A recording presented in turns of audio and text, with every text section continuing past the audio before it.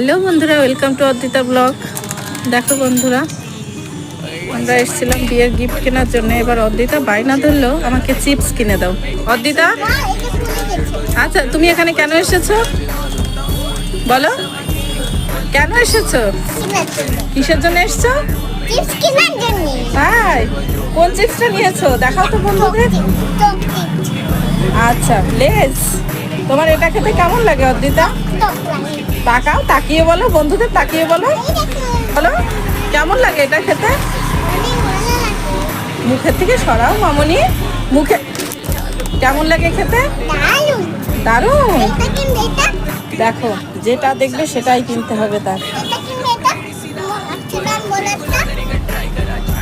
আর অত কিছু কিনতে হবে না, ঘরে অনেক কিছু আছে। দেখো, যেটা দেখবে সেটাই নিতে হবে।